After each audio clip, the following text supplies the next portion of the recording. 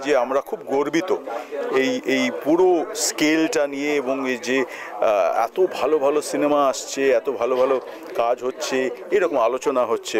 যেই যুগটাতে কাজই আসল ছিল, যেই যুগটাতে লাইফস্টাইল আসল ছিল না, কে কীরকম গাড়ি চড়ে, কে কোথায় থাকে, এইসব ছিল না, খালি কি কাজ করে গেলাম, কি রেখে গেলাম, কি লেগেসি তৈরি করলাম।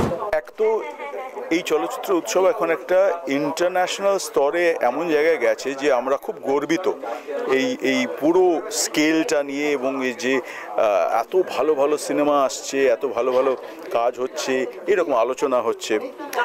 আমার একটা পার্সোনাল জায়গা খুব ভালো লাগার, সেটা হচ্ছে থিম মিউজিকটা আমার, যেটা চলে এখনও আজকে ঢুকতে ঢুকতে শুনলাম। তো একটা আইডেন্টিফিকেশন হয় সেটার সঙ্গে পার্সোনাল একটা জায়গা থেকে। আর প্লাস উই ভেরি প্রাউড যে এই কলকাতা ফিল্ম ফেস্টিভ্যাল এখানে গেছে। গোড়ার দিকে বেশ কয়েক বছর আমি মেন শোটা করতাম এবং সেটাও খুব এনজয় করেছি করতে। সো সার্টেনলি এটা একটা আমাদের কলকাতার বুকে একটা বড় গর্বের জায়গা যে এই ফেস্টিভ্যালটা এখানে গেছে।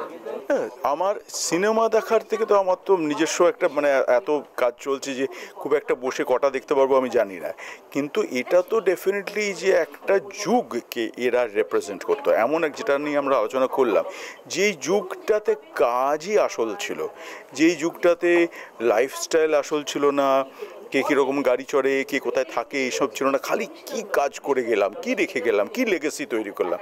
সেই যুগটার মতো হতে আমরা চাই, কারণ আমরা সেই যুগটা, আমাদের বাবারা সেই যুগটা, সেইটাকে we want to of course through out the year respected, particularly 100 বছর বলে, আদারওয়াইজ তো সারা জীবন ধরে আমরা সেটাকে নিয়েই চলি।